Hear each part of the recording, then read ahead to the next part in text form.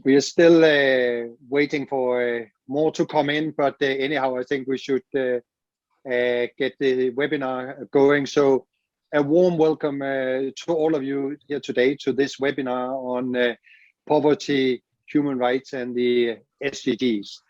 The webinar is based on a book that Martha Davies, Amanda Lyons, and myself just had co-edited, and which just came out starting some 3 years ago. When we started out some 3 years ago, we could not have foreseen that the book would be fresh out of the printer at a time where the world is faced with a poverty situation that has been severely aggravated due to the past 15 months with the COVID-19 crisis. Years of work eradicating extreme poverty has been brushed away at all continents. This will be the agenda item number 1 on the global agenda, and it will be the responsibility of the global community to address it in the coming years. And we already see it unfolding in discussions on a new social contract, new global deal, build back better, build forward fairer. Whatever the rhetorical frame will be on this gigantic task for the international community, the UN Sustainable Development Goals, as well as the human rights instruments that we have at hand, will be at the core of the challenge. At this webinar, we will focus on the intersection between poverty, human rights, and the SDGs. The webinar will be co-moderated by Amanda Lyons and myself. And we have 4 outstanding panelists to join us shortly. Amanda will present them in a moment. After the panel, we will have time for discussion, and we look very much forward to interesting comments and questions and to a lively discussion. Please use the chat, and then we will try to keep an eye on the questions and convey them to the panelists. The webinar will also be recorded, so we can share it afterwards for those who could not be here today. We will share it on our website, on the RWI website, and I'm sure that Martha's and Amanda's institutes will also share them on their website. Before we turn to the panel, I would like to give the floor to Professor Martha Davies to introduce the book. It is very much the initiative of Martha. Thank you very much for pushing us back there some 3 years ago. Very good initiative. Please, Martha. Thank you, Morten. Well, it was definitely a team effort, not only among the editors, the co-editors, but also among the many contributors. And so as Morten said, the occasion for this webinar is to celebrate the publication of the new book that Morten and Amanda and I co-edited. It's, I got it here. It's the, let me see if you can see it. Can you see it? I don't know. I think it doesn't show up the virtual background. I'll see if I can rectify that by the end. Anyway, it's a research handbook on human rights and poverty. It was published just a few weeks ago by Elgar Press as part of their research handbook series. And Martin said we conceived of this project well before the COVID-19 pandemic, but we were really in the midstream of writing and editing when the lockdown started. And it was people, of course, we've all been reminiscing for about a year ago, crazy time, and people will remember the level of uncertainty that there was. And our contributors forged ahead despite a lot of difficulties that they faced, some with illness and then just the uncertainty that we all had. So we're happy now to have the book, which I'll show you soon. You can see a little bit there, out into the world.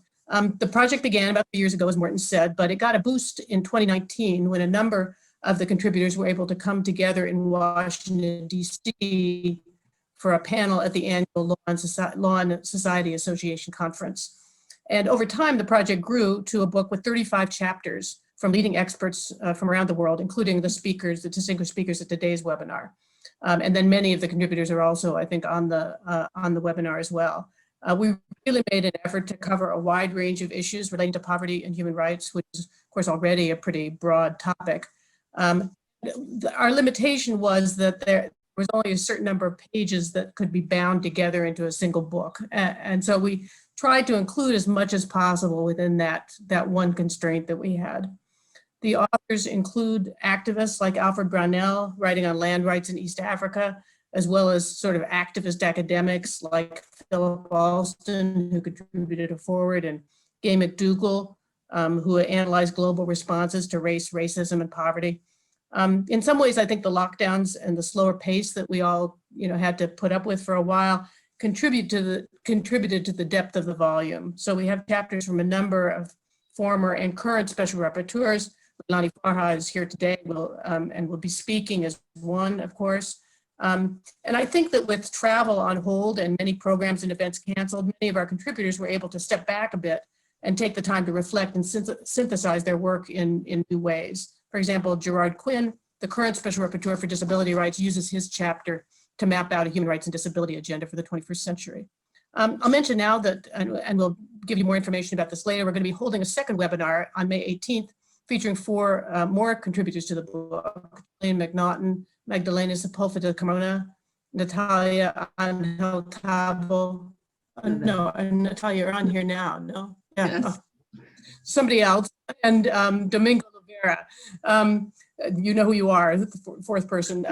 The focus of that webinar will be inequality and poverty, and more to come on that. The idea behind the research handbook series that Elgar is putting out is not only to take stock and reflect, but also to lay out ideas for future research. And each of our contributors addressed this as well, offering research ideas in areas ranging from sexual identity and poverty. So Victor Madrigal-Borlos, the Special Rapporteur on sexual orientation and gender identity, presents a survey of his work, also addressing technology and taxation, labor law, and issues of privatization. And so our hope is that this book will not only provide a baseline that gathers and synthesizes current research, but that it will also be a resource for new researchers as they start grappling with the interactions and intersections between poverty and human rights. And with that, let me turn it back over to Morten to begin the discussion. Thanks. Thanks, Martha. Well, I think I'll take it from here. Hi, everybody. I'm Amanda, and it's really great to see so many people on the call today. And I think especially after all the time working on the book kind of over email and exchanging texts, it's really nice to have these spaces to have some conversations about all the exciting topics that are covered. So today I'm really glad to be able to introduce our panelists that we have speaking today. I'll just offer very brief, everybody has very extensive experience. I'll offer just a brief note on each of our speakers so you can have a sense of the depth of expertise that they bring to the conversation, and then we'll move into the remarks. So first online we have Hansato Sano, who is research director at the Danish Institute for Human Rights, and he's worked there for more than 20 years. He has a PhD in economic history and has worked with the World Bank previously, and has done research in several countries in Europe and in Africa also. And Hansato is really an expert and leader working at the nexus of development and poverty and human rights. And so we're really lucky to have him here, giving us kind of an overall look at what we mean by a human rights-based approach to poverty. So thanks for being here with us, Hansato. And next, we'll also be able to hear from Sumudu Adapatu, who's actually my neighbor over here next door in Wisconsin. And Sumudu is a lawyer trained in Sri Lanka and holds a PhD in international environmental law from Cambridge. Sumudu is the director of research centers and international programs at the University of Wisconsin Law School, and she's the executive director of the human rights program there. She also has the role of serving as lead counsel for human rights and poverty at the Center for International Sustainable Development Law, which is a leading global research center. And so we're really pleased to be able to count on Sumudu's expertise, and today especially making the links with climate change. Next in the lineup, we have Leilani Farha. Leilani is a lawyer by training and served as the UN Special Rapporteur on the right to housing from 2014 to 2020. So just recently having left that post. She's also the global director of The Shift, which is an international movement to secure the right to housing. And in both of those roles, Leilani has really been incredibly effective in developing the standards around the right to housing in several different areas, and especially on the financialization of housing, which was the focus of the chapter and some of the comments today. So we're really glad to have you, Leilani. And finally, joining us from Bogota, we have Natalia Angel Cabo. Natalia is a professor of law at the University de los Andes in Bogota, and she's the chief editor of the Latin American Law Review. Natalia has been Deputy Justice of the Colombian Constitutional Court. She's the founder and former director of the Action Program for Equality and Social Inclusion and has been a consultant on a wide range of human rights projects. In 2017, Natalia was nominated as a candidate to be a magistrate of the Colombian Constitutional Court and currently serves there as an associate justice. And Natalia today will be speaking about some of the social movements that have been taking place in Latin American cities, really based on economic social claims. So you can see we have a wide-ranging conversation today, and we will jump right into that. So first, our thought is to have a few remarks from our panelists on their different areas of expertise. You can feel free to put any questions or comments in the chat. If you would like to identify yourself, also please do that. And so after we have some of these remarks, we'll move into question and answer. And so I'd like to start with Hansato, please.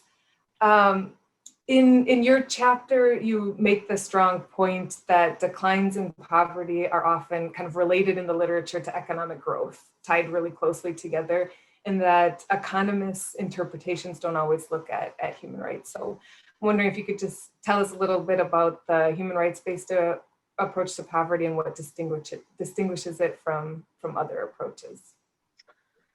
Thank you very much, Amanda.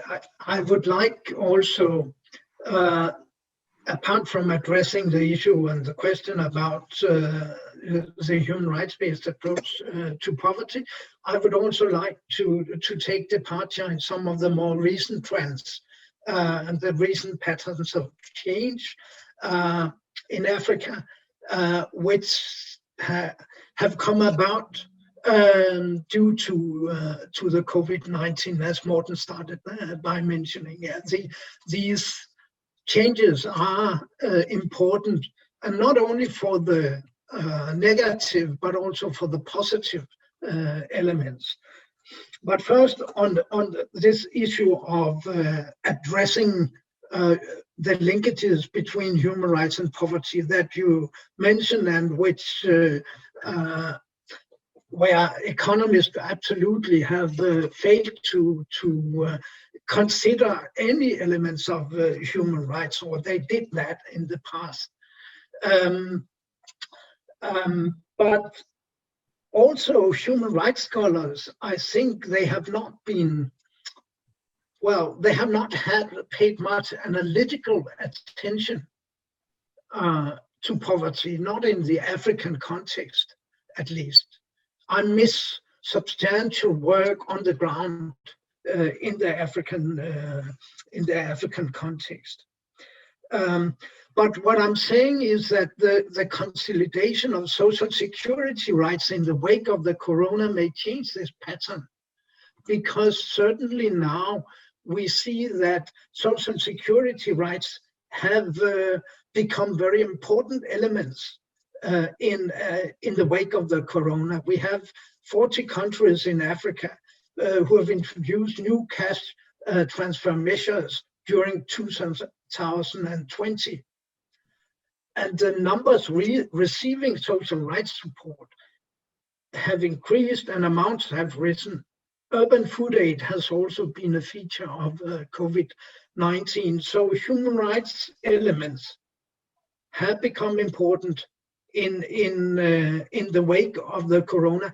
And I think it will be difficult for African governments, and of course also for donors, to just forget about these new features of social rights protection. Poverty induced by COVID-19 is likely to be an urban one. Unemployment, youth, loss of jobs, massive negative impact on the informal sector. These are reasons why governments have been concerned about urban and youth unrest. And gender inequalities prevail in Africa. We have 40 countries worldwide which limit women's property rights, and the majority in Africa. While patterns of economic inequality vary in Africa, the impact of COVID-19 is likely to exacerbate gender inequality and female income opportunities.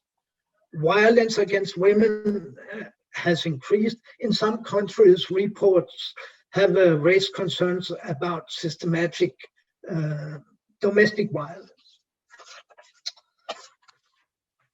So, can you move to the next slide? Yes. Just to say a few words about what a human rights-based approach to poverty may imply. It means that poverty policies are based on human rights standards and principles, and the priorities of duty bearers in the poverty domain are settled in dialogue with poor people and their representations.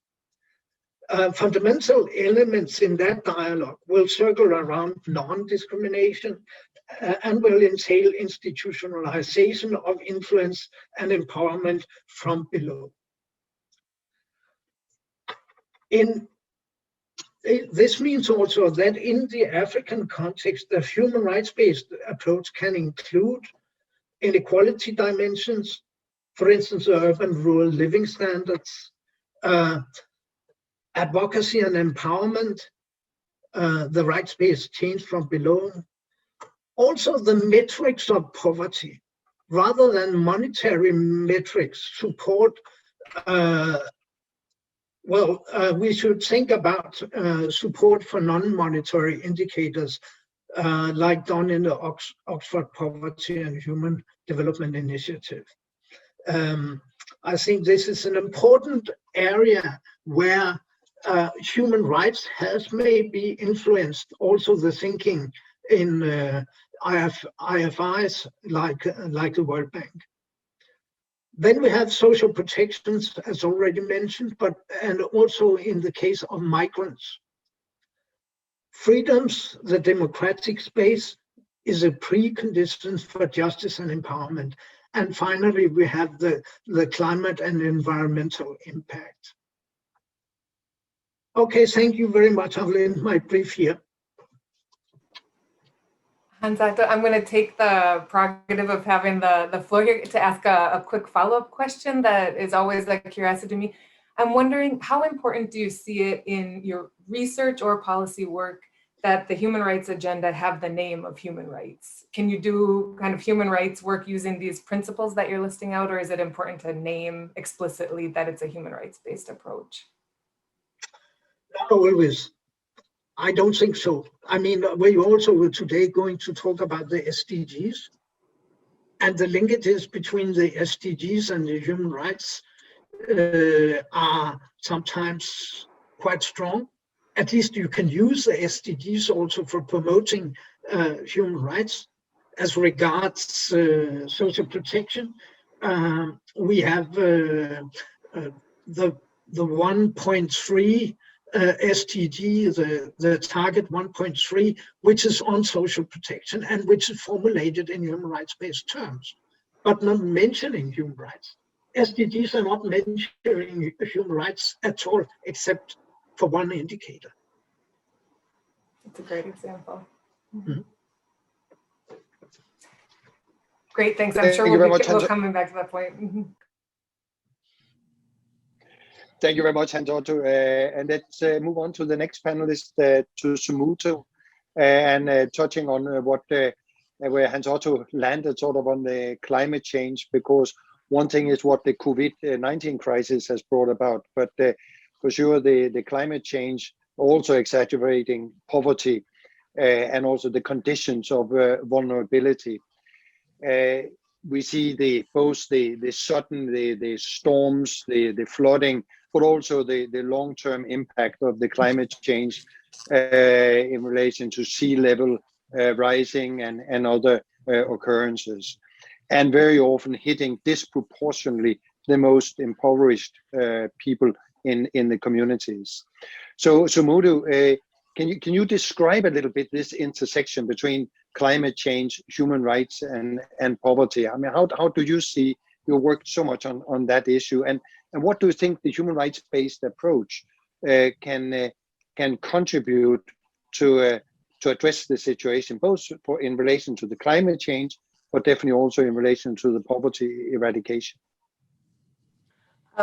Thank you so much, Morten, and thank you to the organizers for inviting me to speak. So Morten, you touched on some of the consequences of climate change.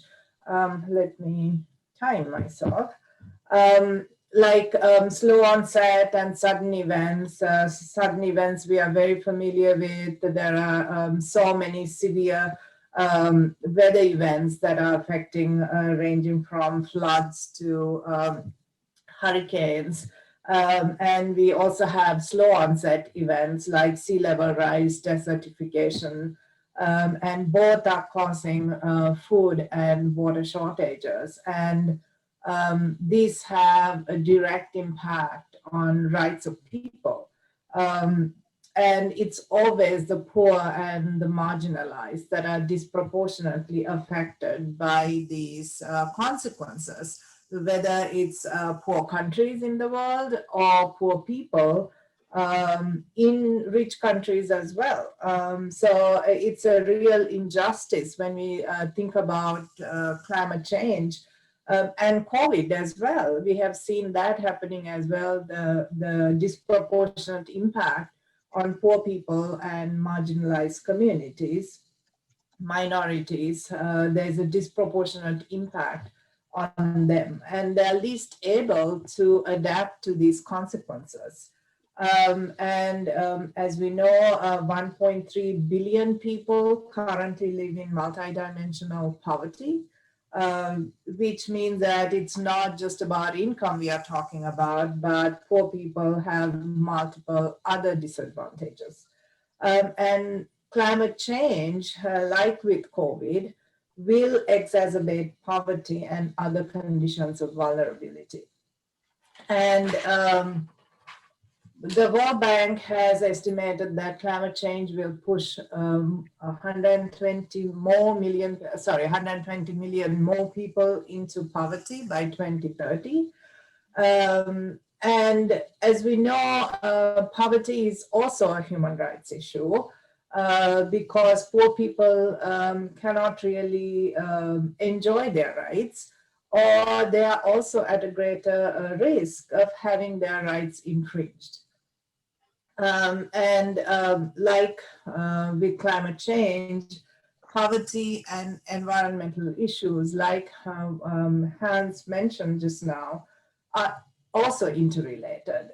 Poor people tend to live in areas where the environment is degraded, or they are vulnerable to these environmental consequences, and environmental treaties and instruments have recognized this linkage, starting with our Common Future report.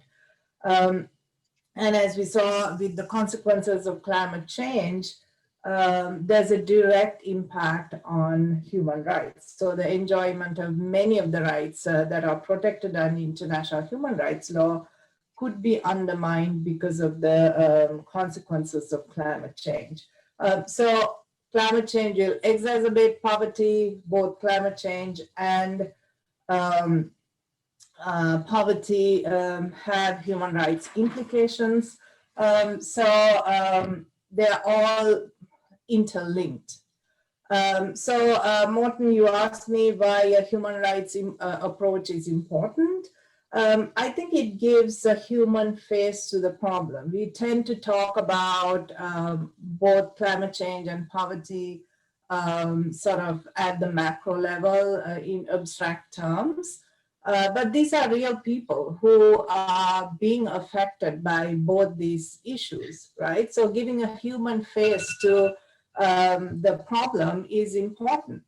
And it also gives victims a voice. We know that in many of these negotiations that take place at the international level, often these vulnerable groups are not heard. They are not given a voice. They are not represented.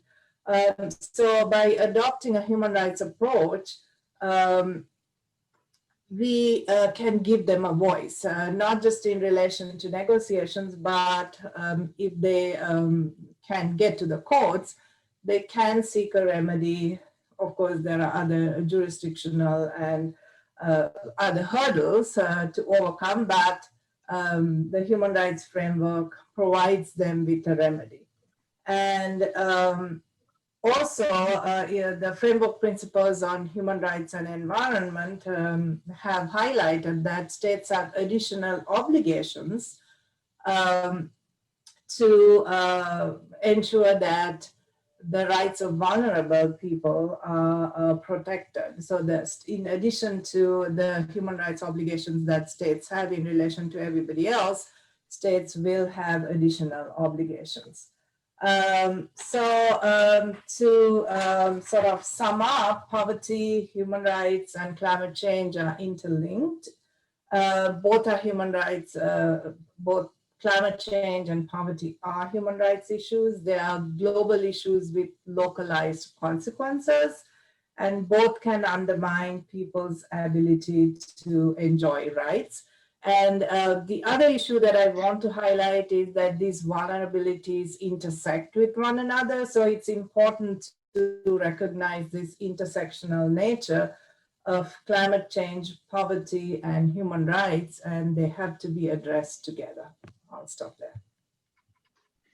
Thank you very much, Sumudhu. And I was just wondering, I mean, would you also see human rights and the SDG as sort of as an analytical tool to identify, in particular, when you have a suddenly occurring crisis, who are those groups that are left behind? Where is it that we should step in? Groups that may be overlooked today, that the human rights and the SDGs can sort of have played that role as well. Do you see that? Oh, absolutely. I mean, if you look at the SDGs, you know, if you're a poor person, right? Many of the SDGs will not be will be violated, like access to water, for example, gender equality, access to education. So, SDGs highlight the intersectional nature of these goals, and human rights provides us with a tool to bring to light the impact on vulnerable communities.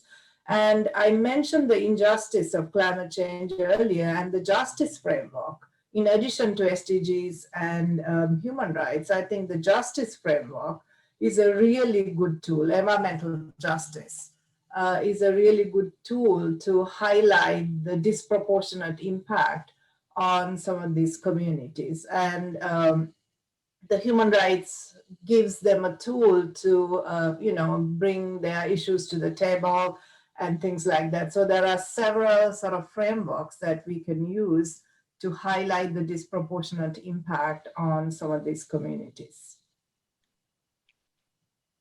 Thank you. Great, thanks, Sumudhu. That's great. And of course, related to a lot of environmental justice and climate change questions is the right to housing. Leilani, we'll turn to you. And in your chapter with Caitlin Schwan, you really convey really compelling the levels of challenges in housing and how intractable those are. And I think also how core that is to human dignity and the experience of people that are living in poverty. So I'm hoping you'll tell us a little bit about how you see the human rights-based approach to housing and poverty. Thanks. Sure, thank you. And I just want to thank, in particular, Martha and Morten for inviting me into this whole project, and my colleague Caitlin, and for being so incredibly patient with us as we missed every single deadline all along the way. Thank you. It's a real a pleasure to be here, and certainly an honor. I want to start by saying this. I think two things are certain and have been exposed dramatically during the pandemic. First, that governments have failed to effectively implement the right to housing, all the way up to the pandemic and well through the pandemic. And we know this because if the right to housing had been taken seriously and integrated into legislative and policy making, we would not see widespread homelessness, including for particular groups of people, which is a prima facie violation. We would not see the rise of informal settlements without basic services like water and sanitation, which constitutes a violation of the right to housing. We would not see the world's urban population living in unaffordable rental housing, fearful of and subject to eviction, a violation of human rights. We would not see people being forcibly evicted into homelessness, a violation of human rights. And we would not see governments facilitating high finance so that it can mine housing and home of its value. And the second thing that I am certain of is that governments have not been held accountable for the misery and inequality they have created through their unswerving commitment to a neoliberal agenda, which has played itself out acutely in the area of housing and residential real estate. And I want to be clear that governments haven't just allowed the financialization of housing to happen unregulated. They haven't just supported it through law and policy. And they haven't just granted high finance, undue political advantage and persuasion. They have, in fact, based their entire economies and governance structures in the financialization of housing. So in the face of all of this, what does a rights-based approach offer? I have 5 points. First, homelessness, living under bridges on the pavements or on the pavements, eviction and forced eviction from your home, from your lands, from your culture, grossly inadequate housing, lacking basic services. All of these phenomenon challenge dignity, challenge well-being, and challenge human life itself. These are human rights matters and therefore demand human rights responses. So, I mean, it would be unthinkable that we would treat other human rights matters in a way that didn't have a human rights response. We need to start doing that with respect to housing, and that in and of itself is a value added. I think human rights change tenants, dwellers, residents from beneficiaries of charity at best or criminals at worst into rights holders. So when a community is formed along a railway because they have nowhere else to live, or a tent is pitched on a sidewalk, through human rights, we see these and understand these as rights claims by human rights defenders. And that changes then policy and legislative talk and action. Officials, government officials suddenly become responsible for implementing human rights. That becomes their chief role. Third, human rights require the meaningful participation of communities in decisions that affect their lives. And I mean, frankly, this just makes for better decision-making, and it makes for more peaceful and happy societies. That may sound charming, but I think it's true. If you look around the world at all the protests, all the people taking to the streets prior to the pandemic in particular, but even during the pandemic, so much of that is based in the fact that people are not being listened to by their governments, including about their housing conditions. Human rights-based housing strategies include accountability mechanisms. It's a requirement of a human rights-based housing strategy, and that to me is one of the real strengths. There are standards that attach to the right to housing that governments must meet. Every housing and finance decision taken should come under human rights analysis. how does it move forward the right to housing of marginalized populations? And there must be venues, as the previous speaker said, for rights holders to go where they can hold their governments accountable. And in fact, just show governments what is required in order for them to enjoy their human rights. And lastly, I'll say that I think the human rights framework, and it's a framework that actually does inform the SDGs, is quite unique for having as its central goal the pursuit of equality. We have seen starkly through COVID just how unequal the world really is. I read in Forbes magazine recently, in the last year, we have seen a new billionaire created every 17 hours, 500 new billionaires during the pandemic. At the same time, the World Bank anticipates an additional 150 million people will be living in extreme poverty, newly living in extreme poverty.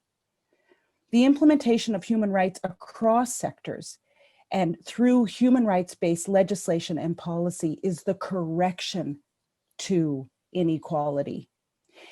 A lot of people are talking right now about the new social contract, a new social contract. And I like those discussions, but any new social contract would have to be based in human rights. Thank you. Leilani, that's so helpful to break it out like that. I'm wondering if you could say just a word in your experience. Are you seeing the SDG agenda as something that's opening the way for advancing that type of a human rights-based approach? Or how are you seeing the SDGs in that space? No. One thing that's really interesting is local governments that I'm working with are really apprised of the SDGs, and they are taking the SDGs quite seriously. But the very worrying thing that we all know about the pursuit of the SDGs, especially now with this depression, economic depression and recession that we're in, is that private capital is going to be required. That's what governments are saying. Private capital is going to be required in order to actually meet the Sustainable Development Goals by 2030 or thereafter.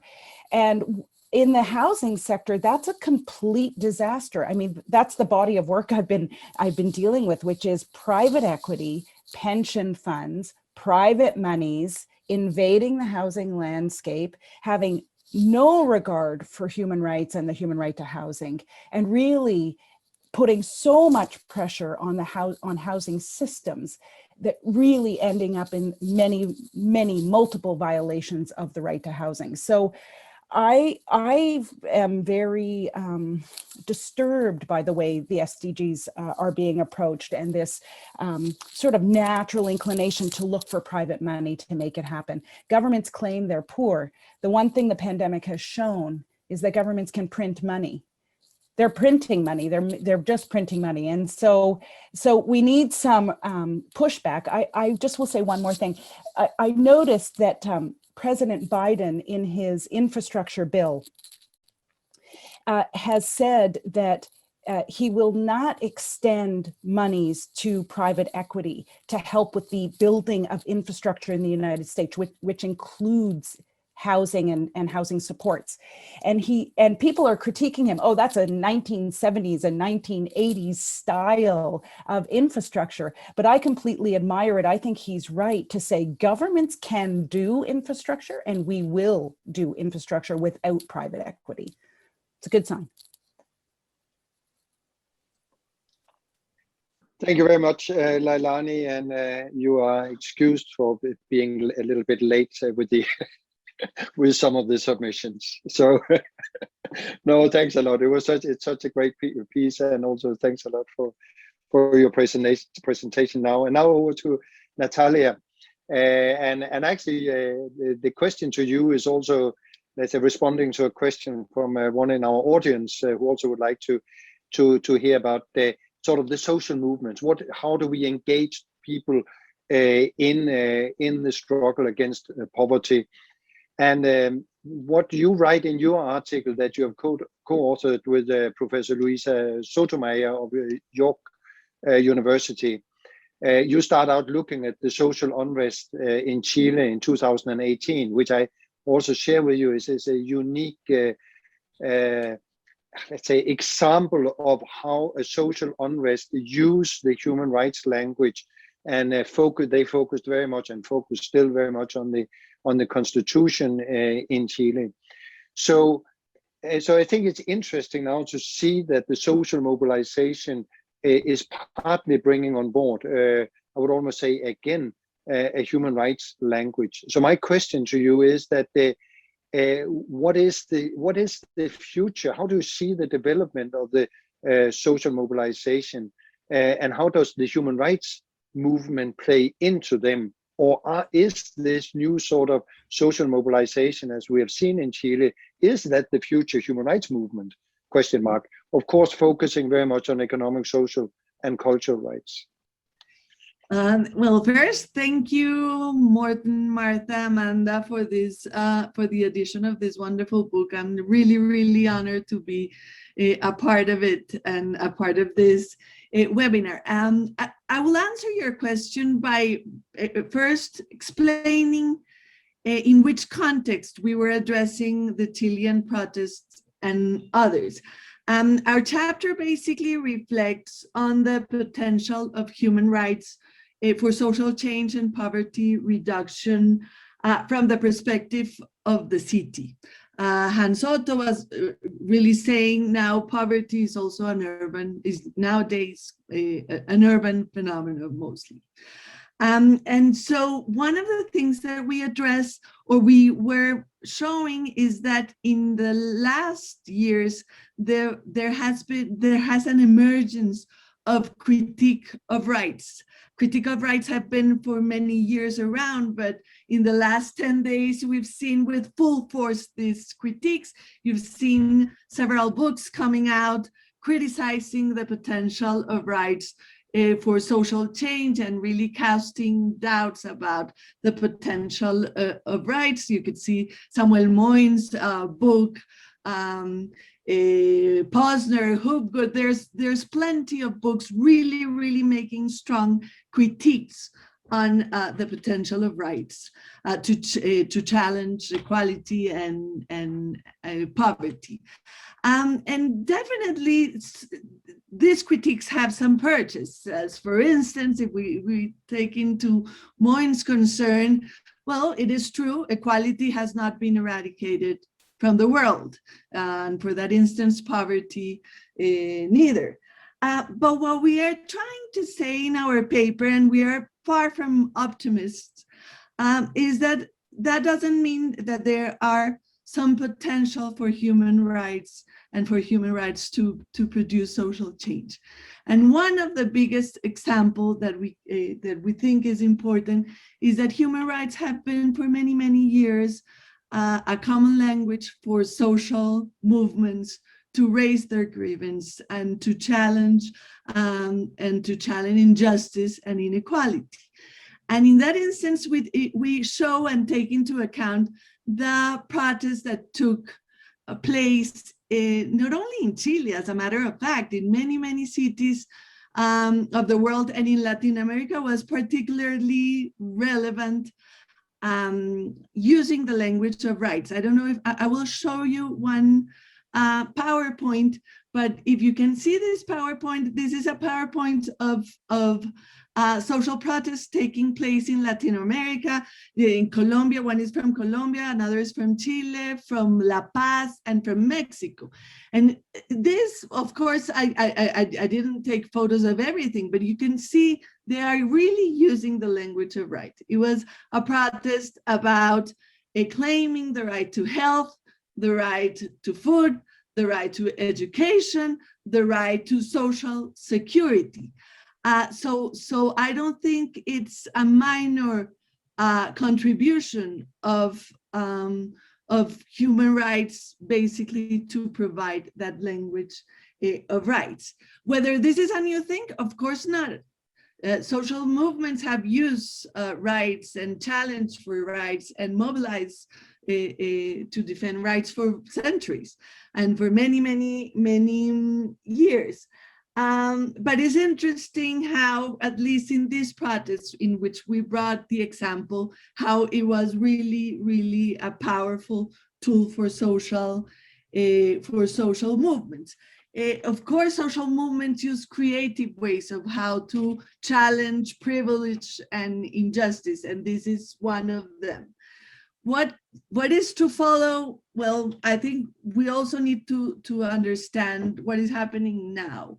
The question with COVID and social movement is an interesting one, because one of the impacts of COVID has been on mobilization and social movement, especially for the poor. So the poor, basically the way to mobilize and to have collective actions is to take out the streets. And so I've seen one article that says that there was a decrease between 2019, when we saw all these protests, and 2020, of course, in social protests outside the streets. I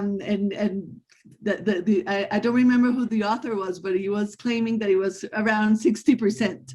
But you've seen some other creative ways in which people are mobilizing, but for sure we have to ask what will go for social movements and for social protest and mobilization around rights with these new circumstances. Because you would see, for example, also governments that, in the name of protecting health and protecting security, also restricting fundamental rights as to mobilize in order to advocate for rights. So yeah, we'll have to discuss it in the context of COVID. Thank you very much. You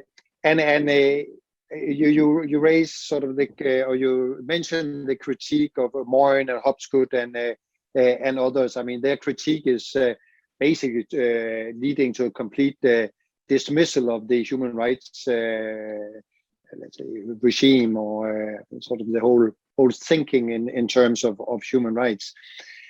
I was wondering, from what you said now, and if would you see it in the way that they have actually overlooked what happened in the global south, that their critique is very much linked to what happened in the global north and the big American British organization Amnesty International, Human Rights Watch, and that was it, basically ignoring what they sort of say they critique. I mean, I think that is also what an author like Catherine Sickig is sort of say in her book, and also taking outset in Latin America. How would you see this? Well, actually, one critique that was made to Morin book, but not enough, was that it was too Americanized reading of human rights and European reading of human rights, and he really responded denying, really saying, no, I did take into account the global south. I'm really not sure that he was not reading it from a very Americanized and European perspective. And I think the responses, there are several responses to those critiques, showing how in the global south we have had a very interesting, let's say, gains, for example, with respect to socioeconomic rights, litigation, and enforcement.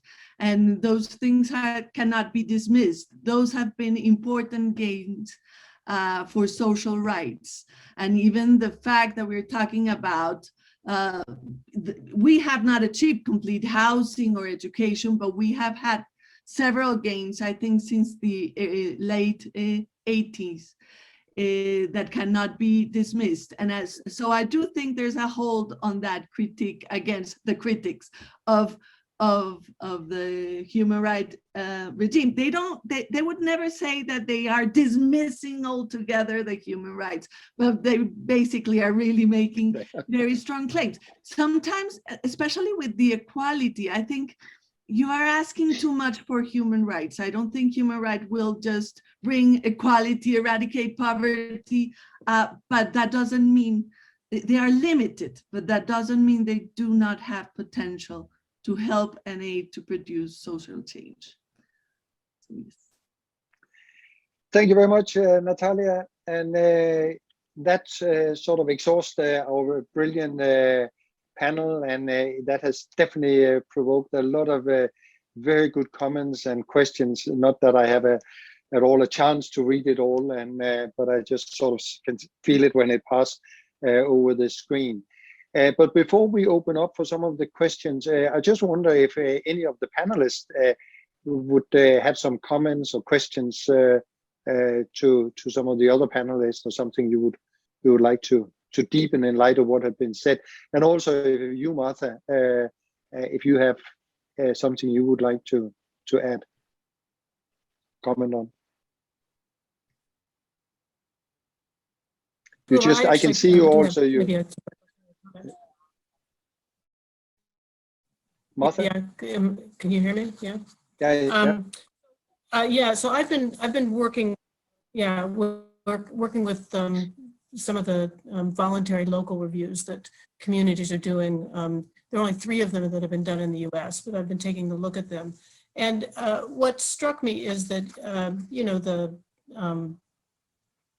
reports certainly go through the SDGs and you know, sort of identify the metrics, but there's not any recognition in those reports, you know, explicitly of a human rights base. And it's also the case that there hasn't really been community participation, which is one thing that I would hope that the SDGs, you know, the SDG framework would open up at the community level. And so I wondered, I mean, Leilani, you talked about working with communities, I guess, maybe around the world, but maybe in Canada, around SDGs. Just wondered, to what extent do you think they really have the capacity to be the basis for organizing or increasing participation at the local level in, you know, changing frameworks and challenging sort of local goals? I mean, I think cities have a tremendous role to play and tremendous capacity. I think there's a couple things at play there, though.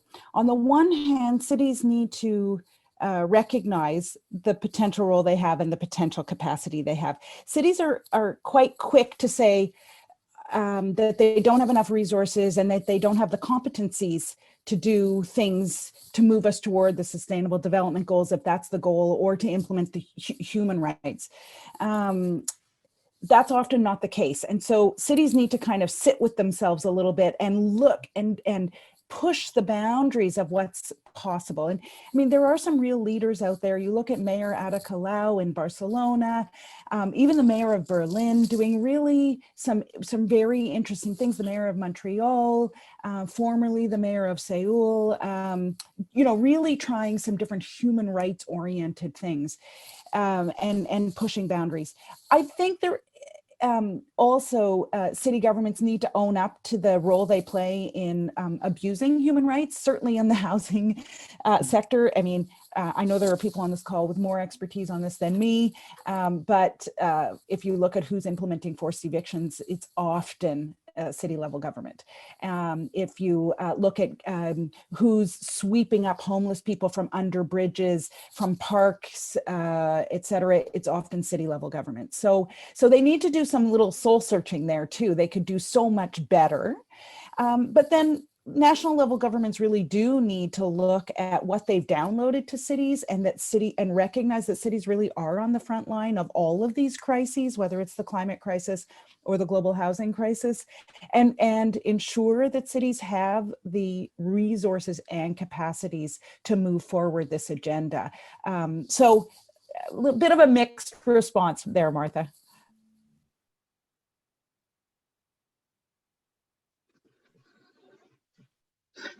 Very good. Sumulu? I have a comment and a question. The comment is about lack of money, and I think it was Leilani who mentioned that, you know, governments claim that they don't have enough money.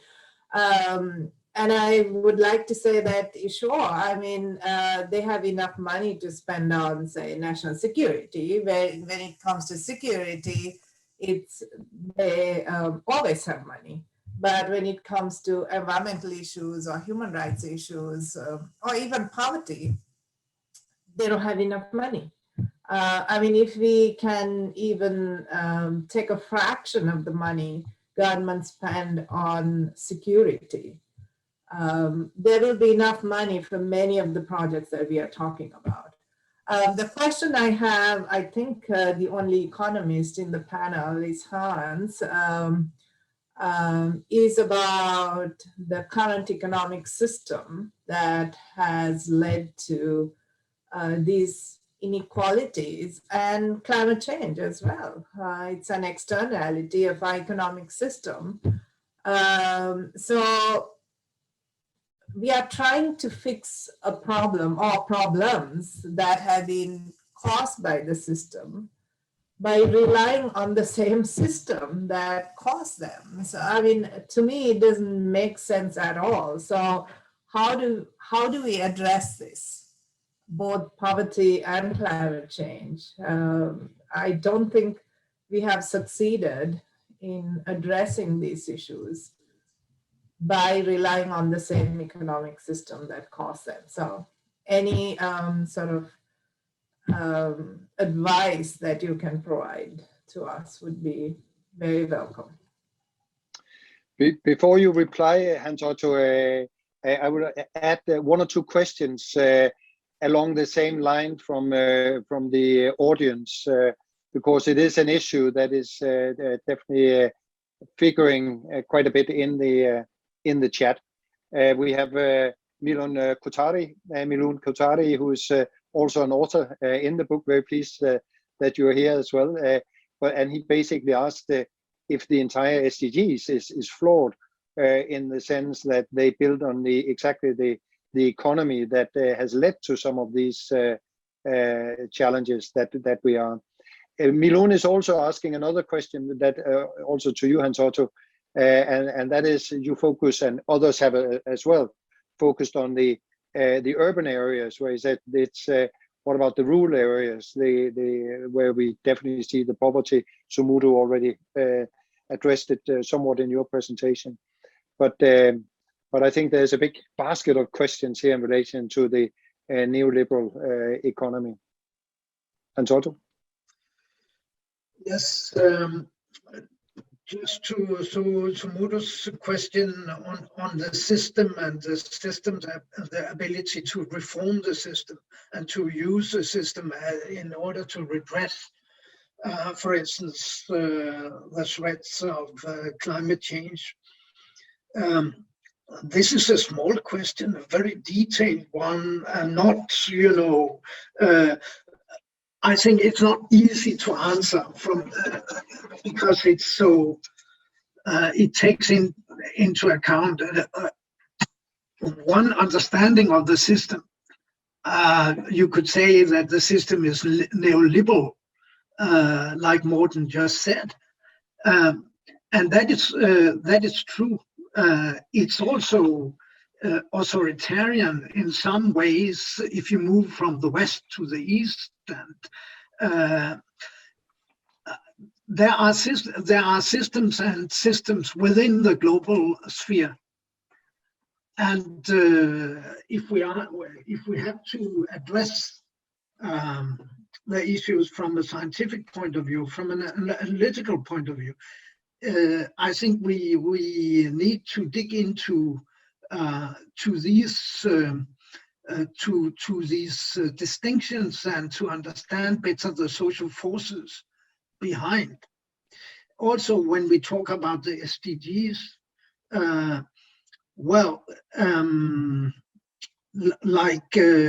we could think like Milun is arguing that the SDGs is just not the answer. You could also counterpose it with some of the experiences of the Millennium Development Goals and some of the ability of the Millennium Goal, at least to create some changes in health and education, despite a lot of the deficits in the Millennium Development Goal. And it's not that I'm an advocate of the Millennium Development Goals. I'm perhaps more happy with the Sustainable Development Goals. But still, I also recognize, for instance, on climate change, the indicators of climate change in the Sustainable Development Goals are not very impressive in my view. So there's also a question of how we use the Sustainable Development Goals, how they are used by social actors. You can, in a way, you can play with them, you can translate them, and you can use them as a way also to create movements against the prevailing rulers in various places. So there are many complicated issues here, and there are many opportunities, but there are also many threats.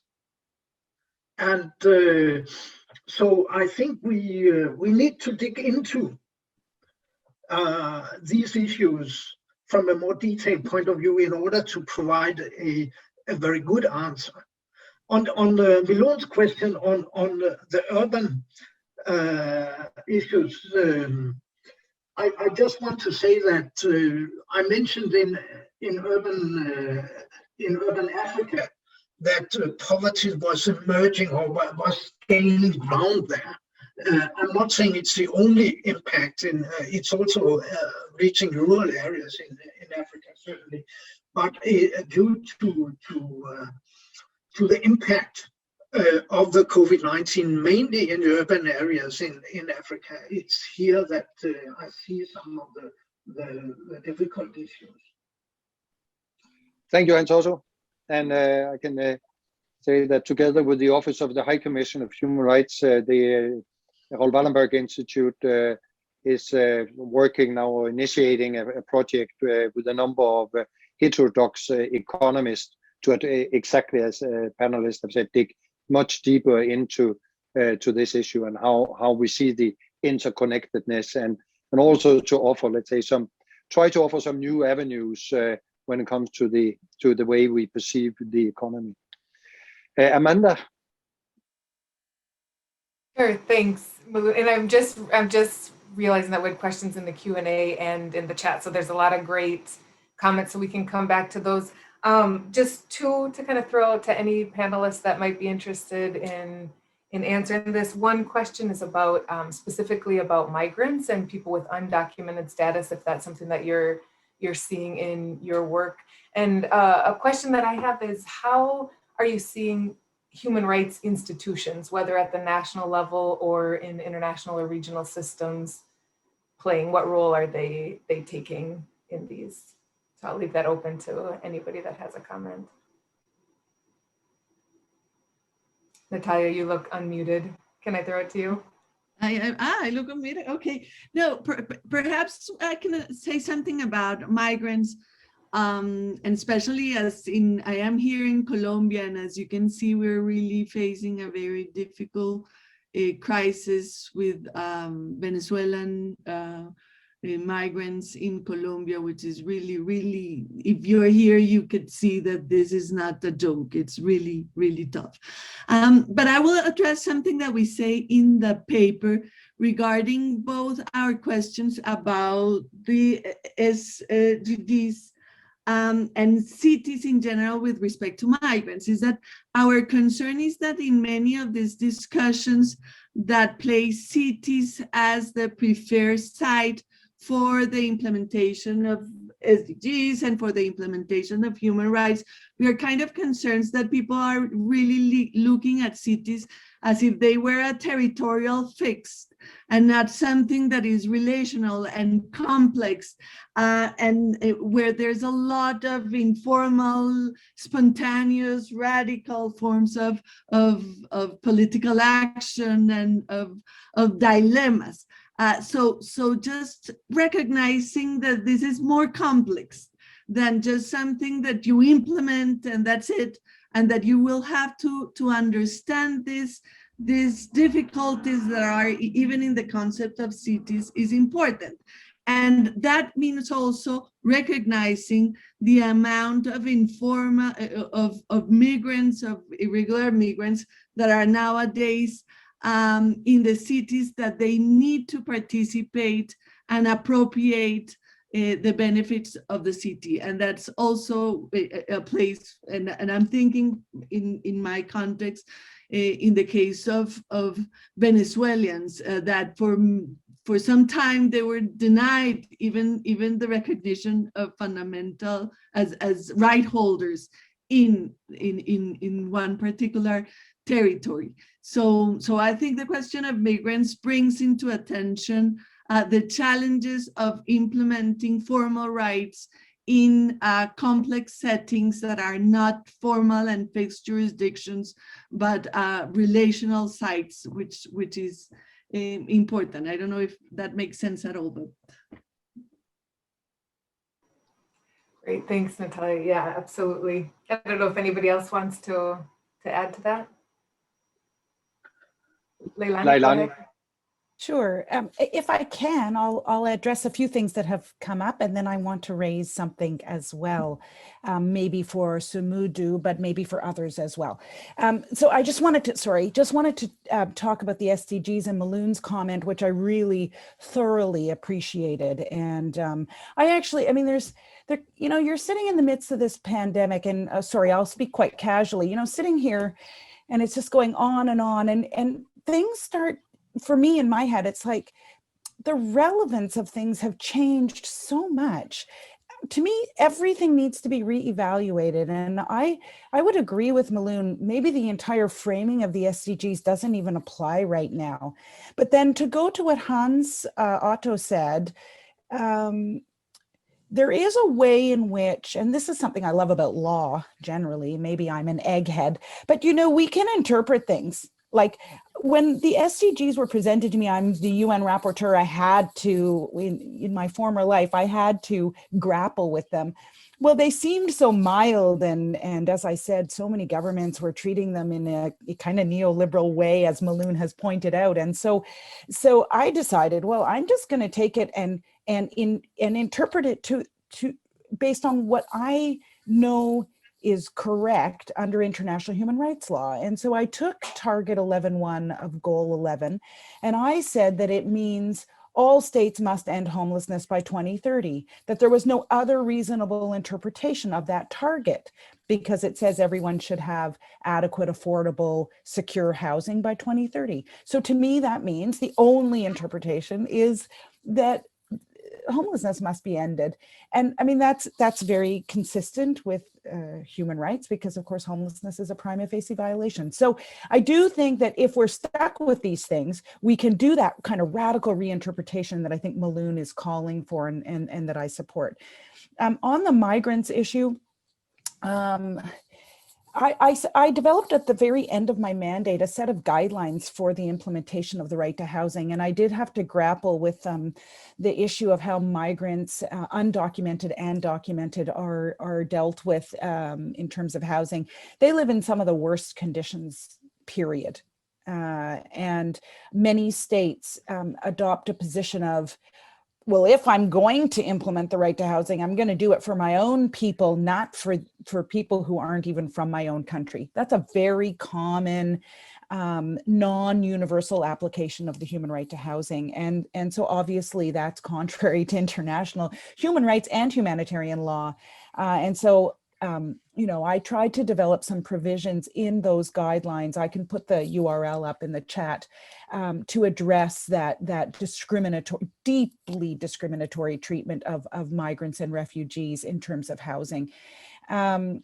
I wanted to comment on national human rights institutions. I have a close working relationship for a long time, before a rapporteur, as rapporteur, and now post-rapporteur with NHRIs. I think that they can, should, and must play a really important role, both in terms of accountability and monitoring of human rights and their implementation, as well as acting as a really nice kind of swing between grassroots movements, community organizations, NGOs, and government. They can play a really important facilitative role. Now, that's if they are NHRIs that meet the Paris principles and are independent and not just an arm of the state. And the last thing I want to say, I'm sorry, I'm taking up too much airtime, I know, but this is really important because I want Sumudu to weigh in on this, if not now, then in a future conversation, Sumudu. One of the things, I mean, obviously we all care very deeply about climate change and the climate crisis. And we know that it is disproportionately affecting Indigenous peoples and peoples living in poverty, as Sumudu has so eloquently articulated for us. One of the things that isn't being talked about enough, I don't think, is that when states undertake climate mitigation strategies, they are often violating the human rights of those same groups. So, you know, I go to Jakarta and I see this new wall, seawall that's being put up to, you know, keep away the tsunami, and the seawall is going to completely evict a community. I'm quite concerned about what's happening in Europe with the green wave, the renovation wave, excuse me, the renovation wave that Frans Timmermans, the executive vice president of the European Union Commission, is heading and talking about. You know, if we get owners of buildings, apartment buildings, to make their buildings more green so that they're more energy efficient and therefore more affordable in some ways for people, that could also result in displacement. And I've heard lots of developers saying things like, oh, you want me to do a green building? Well, that's expensive. So I'm not going to be able to have affordable units in those buildings because it's just too expensive for me to create a green building. So I'm deep, like, obviously we have to address the climate crisis on the one hand, but we have to do it in a way that recognizes that in so doing, we could be violating, let's say, the right to housing for people living in poverty and Indigenous peoples. Okay, stopping. Morten, do you want me to quickly address that? That would be good. Very shortly, we are running desperately out of time, and we would like to have just a short summing up from Martha. So yes, please do, Sumudu. Sure, Lilani, that's a great point, and I would just say that I have a chapter in my book on human rights approaches to climate change on mitigation and adaptation and the need to apply a human rights framework. So I'll stop there. Very good. Thank you very much. Unfortunately, this brings us towards the end. We have 2 minutes left. So Martha, if you would, now you lost the backdrop, but that's fine.